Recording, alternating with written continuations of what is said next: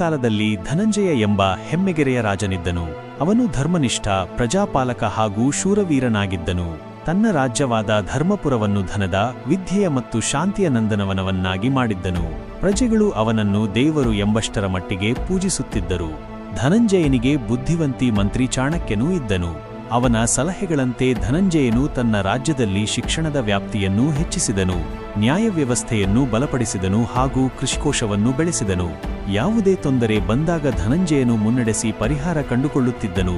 ಒಂದು ದಿನ ನೆರೆಯ ರಾಜ್ಯದ ರಾಜಕದನಕ್ಕಾಗಿ ಸನ್ನದ್ಧನಾದನು. ಧರ್ಮಪುರವನ್ನು ಗೆಲ್ಲಲು ದೊಡ್ಡ ಸೇನೆಯನ್ನು ಕಳುಹಿಸಿದನು. ಧನಂಜಯನು ಭಯಪಟ್ಟಿಲ್ಲ. ತನ್ನ ಸೈನ್ಯವನ್ನು ಸಜ್ಜುಗೊಳಿಸಿ ಯುದ್ಧಕ್ಕೆ ಹೋದೆ. ಆದರೆ ಧನಂಜಯನಿಗೆ ಯುದ್ಧವಲ್ಲ, ಶಾಂತಿಪೂರ್ಣ ನಿರ್ವಹಣೆ ಮುಖ್ಯ ಎಂಬುದು ಗೊತ್ತಿತ್ತು. ಆತನು ಯುದ್ಧದ ಮೊದಲು ಶತ್ರುರಾಜನಿಗೆ ಸಂದೇಶ ಕಳುಹಿಸಿದನು.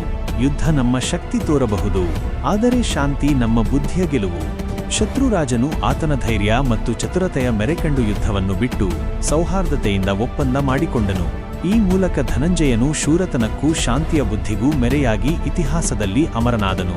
ಧನಂಜಯನ ಕಥೆ ನಮಗೆ ಶಕ್ತಿ, ಧರ್ಮ, ಬುದ್ಧಿಮತ್ತೆ ಮತ್ತು ಶಾಂತಿಯ ಮೌಲ್ಯವನ್ನು ಕಲಿಸುತ್ತದೆ.